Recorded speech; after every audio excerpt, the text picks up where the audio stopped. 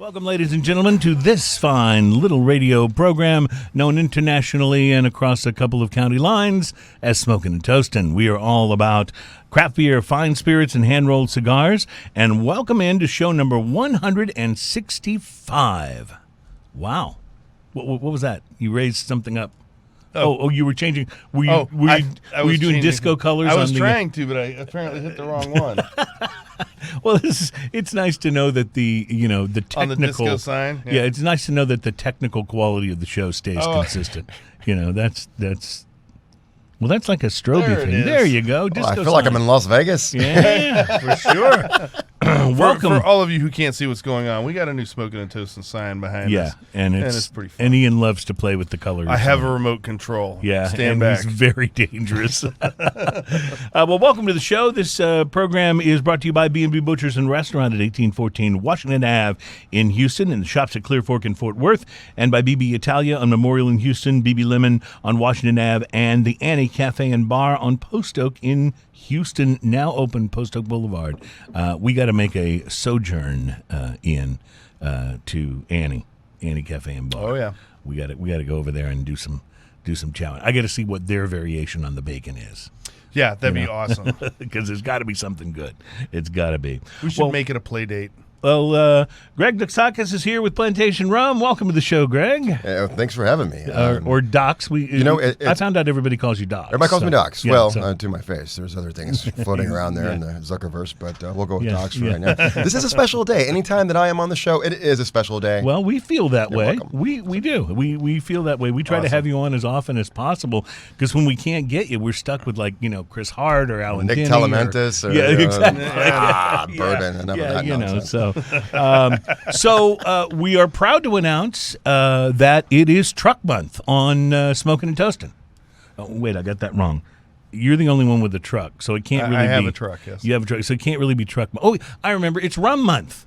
Rum Month on Smokin Toastin. We're going to be doing a lot of things with rum this week, but and I know you brought great rums on the show before, but I think the beverage you brought to show off today is actually not a rum at all, is it? Well, I brought you rum and I brought you cognac, of course. Okay. We do have some rums to look at and some special stuff that just landed in Texas. Okay. But at the heart of it, Maison Ferrand is a cognac house. So Chapter 1 always starts with cognac. So I did bring the 10 generations with us today. Well, you saw the bottle sitting on the Twirly gig at the beginning of the show. That's beautiful, isn't it? That's going to be a thing. I'm very excited about it. So, well, welcome to the show. As you know, we'll do a little beer tasting as well. We have some, I think, very interesting beers on the show today. We're going to start out with a brown ale. It's Bell's Brewing's Best Brown Ale. And Ian, do I understand you've tried? I know you're a Bell's Brewery fan. Have you tried this before? You know, if a bottle comes through and it says Bell's on it, I will always try it. They're such a good brewery, and yes, I have had the Best Brown Ale, and it's fantastic. And so we'll be tasting that and checking it out, and I'm sure you won't mind, going back again. To the brown ale. So I don't have to be surprised by this one, but I will tell you my experience as I drink it. Yeah. We've also brought you from a brewery in Albuquerque, New Mexico called Bow and Arrow Brewing. We've brought you the Guest of Honor, or we will be bringing you the Guest of Honor Belgian-style Pale Ale. So I'm excited about this because, it does sounds interesting. Not exactly a Belgian, not exactly a pale ale, but somewhere in between the melding of the two styles, I guess. So fruity pale ale. Yeah. So and then St. Arnold has a new release. And it's not just their Christmas ale, which is out and is wonderful. It's so good. And I'm sure we'll be talking more about that as we get a little closer to Christmas time. But St. Arnold has just released the French Press. It's an Imperial Coffee Porter. And I have not tasted this yet. So they had it out last year. Did they really? They did I just miss that last year then? All right. So you've already tasted this one too. I haven't tasted it since last year. All right. Well, we'll taste it now and see what that's like. So that plus some rum and some cognac, and I think we'll kick off Rum Month in fine fashion. Also on the program today, the FDA has extended the comment period for the cigar approval rule proposal. What does that mean? It sounds like a bunch of legalese, but we'll get to the bottom of that. And Ballast Point has been sold again, the Ballast Point Brewery. But this time it's actually good news. So we'll tell you about that. It's nice to have a beer company sale that's actually good news instead of it's been purchased by AB InBev, by the the evil empire. All your beers are belong to us. That's right. Meanwhile, I've continued to watch the Bud Light commercials on television, and the king, who we're supposed to be following his lead on what beer to drink based on the commercials, is just more and more of a dumbass with every new commercial. Like, I don't know why. What is this trend? It's for the many. But what's this trend in advertising where the spokesperson or the spokes character, if you will, is portrayed as a moron? Like, why would we listen to what this person says about anything? Forget about AB InBev and Bud Light and Bud Platinum. Have you watched CNN recently? Well, okay. That is not only a point, but a point well taken. So we'll stay with that. And what else is going? A lot of the year-end and now decade-end lists are coming out because, as you know, with the turning of the new year, we'll be into a new decade, and so not only will we be gathering up a whole bunch of the best beers of 2019, but best beers of the decade. We have a whole lot of those things coming up to talk about as well. And I don't know if we'll get to this today, but we will be. This will probably be in an upcoming show. Well, we'll see how much time we have. We have a list of the best expensive whiskeys for holiday gift giving, as well as a list of the best bourbon under $25. That sounds like a good list. So we could juxtapose those things. It's actually amazing how much good bourbon you can get for under $25. Yes, absolutely. And what I'm thinking is that you can take this list of the best expensive whiskeys for holiday gift giving and figure out what you want to give me for Christmas this year.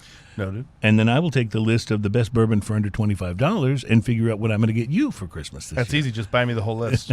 Okay, so I think it'll work. Like a Smokin Toastin gift of the Magi, you know what I mean? So we have made it past. We didn't do a show last week. We made it past Thanksgiving and Black Friday, which I can't even say that without it. Black Friday without it leaving a bad taste in my mouth. Now, Greg, which Best Buy did you spend the night in the parking lot for Black Friday? Oh, for heaven's sakes! I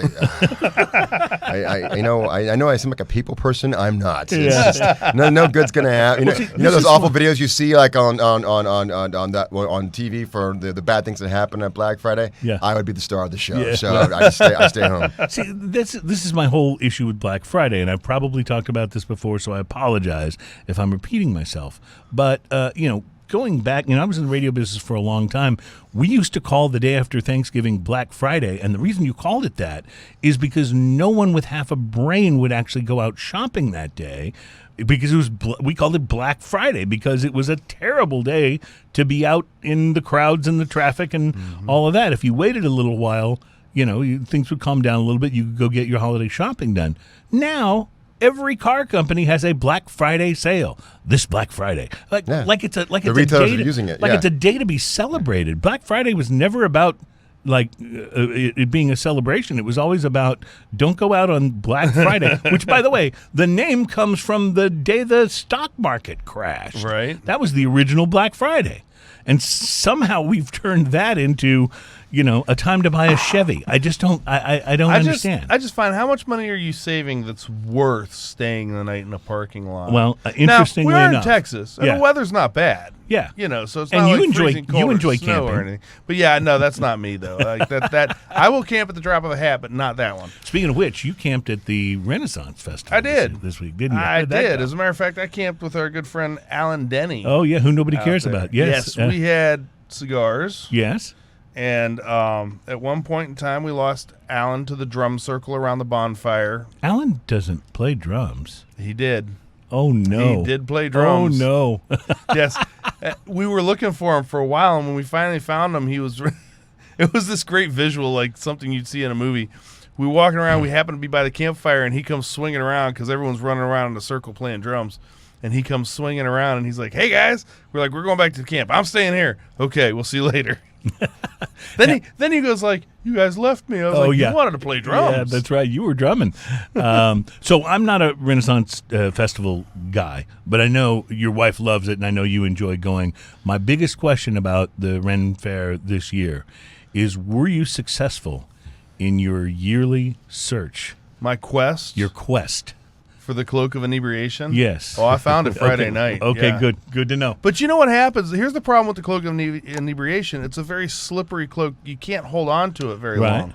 So I found it Friday night, and then I don't know if there's a leprechaun or somebody comes in my tent, hits me over the head and takes it, because I always wake up with no cloak of inebriation and a headache. Like every single time. I'm like, I found it. It was in my hands. It was in my grasp. And I was wearing it. Well, it's a it's a very slippery thing. I think the cloak of inebriation is one of those magical items that you can only wear for a certain amount of time, and then it has to be passed on to the next person. It's a +10 for the first rule. Yeah, there is no truth, by the way, that was going to be the follow-up to the Lord of the Rings trilogy. That the fourth book was going to be the cloak of the quest for the cloak of inebriation. Yeah, no truth to that at all. One cloak to rule them all. Oh, so I did something. The part in that movie. The part of Ian Barry in that movie will be played by drunk Ian Barry. Drunk Ian Barry. Good to know. and then drunkenness bind them. Yes. So I did something very interesting today. I stopped by the cigar lounge at Serious Cigars / Casa de Monte Cristo, and lo and behold, who did I find there? But Mr. Ian Barry. That guy's crazy. And we sat and enjoyed some cigars. And I have a feeling you may be talking to me about what you smoked today. I did. I'm going to talk about a cigar that you smoked. Was it last week or week before? It was a couple weeks ago. Because when I walked in, you were awesome. You were like, hey, I got you something. You handed me the Quesada Oktoberfest, the newest one. The newest one, 2019. Mm-hmm. The Kaiser Ludwig. Mm-hmm. So I walked in and I grabbed a couple cigars that I've been thinking about getting for a while anyway, and including, I think, the one that you reviewed last week. Mm-hmm. And but I decided to smoke the Quesada. Now I have to add a little bit of a disclaimer on this particular cigar review, because I have a little bit of medicine mouth. I've got these allergies going on right now. You can probably hear it in my voice. Well, something blew in like the last couple of days, because everybody is like, and everyone sniffling in here is like, I had an entire bag of Halls on the way over here. I am so high from the mentholeptus right now. I'm seeing 4 of you guys. 6 of them in your mouth, like stuff your cheeks like a chipmunk, right? That ought to go really good. That ought to go really good with the cognac. Yeah. So, did it mess up your cigar tasting abilities? I think so, because I enjoyed your review on it so much, and you were talking about a lot of the nuances in this cigar, and I think I missed quite a bit of them just because I have that medicine mouth kind of feel going on. But I will tell you, I enjoyed the cigar tremendously. The appearance of the cigar is medium brown, semi-smooth. It was a little spongy in spots, which always makes me think it might smoke uneven. This one did not. It smoked very even all the way down. The pre-light sniff on there, what I was getting off of it was earthy notes, coffee, some hay, things like that. The pre-light draw, I used a V-cut. It was effortless. The earth and toast came through really well, a little bit of pepper, and I was getting a lot of cashew, like for the nuttiness, kind of a lot of cashew in there because it had a little sweetness to it. So the initial light had this nice light, peppery kind of flavor in it, and a little bit of mocha sweetness to it, and coffee with some more of the earthy flavors. It was really a pretty nice mild light to it. The first third of this, the pepper was consistent and pleasant all the way through here, but it moved towards the back of the palate a little bit as more of a white pepper kind of flavor. And I really enjoyed that I'm going to go ahead and give this up. It lingered the entire cigar. It didn't move forward and back like some cigars do, and it didn't go away or get stronger. It just, when I smoked that cigar, it kind of evolved through the flavors a lot. Yeah, you had mentioned that it went in and out. And I think, it could just be, like I said, my mouth is compromised. Well, I think it's interesting to hear what your experience was when you're, dealing with this, because sometimes that's what's happening in your life, and you wonder, can I enjoy a cigar even? Can I get anything out of this? Well, I did. The flavors that were obvious came through, and I really enjoyed them. The cashew nutty sweetness was really nice. The pepper in the background was really nice. The coffee and mocha kind of floated around in there, and they moved forward and back a little bit with the cigar. It had a solid ash, perfect burn on it all the way through, even with the little somewhat soft spots. Like I said, the soft spots aren't a big deal. It just makes me think that it might not burn evenly. Right. But I didn't have any issues with that. The second third of this, the pepper and cashew with mocha, it also had a little tangy sweetness that kind of came in on the tail end of that. I don't know if that might have turned into almost like a fruity note or something like that if my palate wasn't compromised. But again, it was nice. It was interesting. I got a little bit of evolution in the cigar. And the last third of this did more of the same. And I know that's a little bit boring considering how awesome your review of it was. But I will tell you this. At $9 for a cigar, even with my compromised palate, it was worth every penny. I get a solid 5 on that. I'm going to smoke this again when my sinuses and allergies are not driving me insane. And it was a good enough cigar to make me think, I need to smoke another one of those and really kind of dig in and get those things. So I might have a supplementary review come up at some point in time. That'd be kind of cool because I will tell you that it would be really interesting to me to see what you would get out of it if your palate was not. Well, and that's just the thing is our palates do different things from time to time. Like can be affected by what you had for breakfast or anything. So it really does make a lot of difference, and that's why sometimes having just the right cigar to smoke after a certain kind of meal or a certain kind of, maybe you've been drinking a particular thing. So certain ones are going to pair up better with that than others. That's right. That's right. So it was kind of interesting, and I almost thought, man, I don't know exactly what to do about the review just because my palate is a little compromised. But I went ahead and did it anyway because that's life. That's the way it is. And sometimes you have a cigar when you're not feeling all that great, and it's still a good cigar, and that's what that was. Good definitely. to know. Good to know. Well, I smoked something I think really interesting. I was just looking for something a little bit different than what I, kind of normally might go to. I walked past the, rather enticing display of the AJ Fernandez cigars and just kind of kept going and landed on the La Gloria Cubana area of the humidor. And the thing that drew my attention was I've not smoked a lot of La Glorias lately because I've had the ones with the bigger ring gauge and they're interesting and they're nice and full, but I've kind of been there, done that. Mm-hmm. And then I saw this. It was a really nice looking torpedo that was more like a 48 ring gauge. That's like my favorite real size, I think, for cigars is right in that ring gauge area. So I thought, well, this is interesting. And it had a really nice little band underneath the La Gloria band that said Colección Reserva. And then I looked a little closer and said Ernesto Perez Carrillo. Right. Select Colección Reserva. So I did a little, I did get the cigar and did a little reading on it. It is a collaboration between La Gloria Cubana and E.P. Carrillo. Ernesto, who is the, sort of master guy, the guy that blended that cigar that got #1 in Cigar Aficionado last year, he started out basically with La Gloria Cubana back in the old days. I did not know that. And then that got sold. He stayed on for a little while longer, I think, and then eventually went on to start his own company. And this is the first time he's collaborated with La Gloria since that, apparently. And it's quite a collaboration. It's an Ecuadorian Sumatra wrapper, a Nicaraguan binder and fillers, and it is a medium to full. So it's not that super powerhouse La Gloria like the ones the Serie R. Right, exactly. Those things are those things are beast, they really are. Pre-light on this was lots of earth and some pepper, very kind of normal Nicaraguan flavors and aromas. As I said, it was a really pretty cigar, about a 48 ring gauge. I snipped the top because it was a torpedo, and I lit it up. It lit easily, and the smoking began. There was, as you might expect, an initial burst of pepper. But then it settled down, and by even the third or fourth puff, it had really begun to even out. Very early in the first third of the cigar, I started to get a really kind of a very creamy, slightly sweet flavor. Reminded me a little bit of like Bailey's or something, just very creamy, chocolatey sort of a vibe.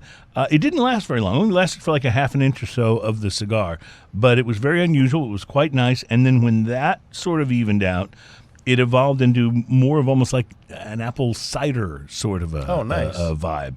And that was mingling with the pepper and the cedar for a very nice vibe. Stayed tangy on the tongue for pretty much the whole smoke. Just what you want a cigar to do, or just what I like anyway in my cigars in terms of what my palate really responds to. I really enjoyed this. It took me back to what La Gloria Cubana used to taste like, back in the day, more that style. And it was medium to full, very nicely complex, a really enjoyable smoke, about an $8 to $9 cigar, so kind of right in my sort of normal wheelhouse. Price to quality, I'm going to give it a 5.5. I felt like it was a little better than what I paid for it. I wouldn't have wanted to have paid $12 for it, but it was good. Did you? Good. I forgot to look at the pictures down here. Did you get a picture of that super solid ash that was on that thing? There's the one, and my display is running a little bit behind, but there's one of those pictures where you can actually see how straight that ash was, and the whole construction of it was great. And when that ash, it actually would have stayed on, I think, a lot longer. I kind of bumped it against the ashtray when I set it down, and the ash fell off. And when I did, the ash in the ashtray stayed solid. Yeah, like it didn't. You could almost hear it go thump crumble into the ashtray. Yeah. So it just tells you it's good construction, and that's one of the things that's kind of been a hallmark of E.B. Carrillo cigars is how good the construction has a tendency to be on those. I mean, they're really, really good. So I enjoyed it. Very good change up for me, and it was it was wonderful. I enjoyed. Just sitting and hanging with you, and the only thing that would have made it better is if we'd have maybe had some cognac. That would have been nice. That would have been nice. Maybe we'll have to do that in the next segment. We'll have to tell Docs where we are before the show next. That was some restaurant quality segue right there. Right?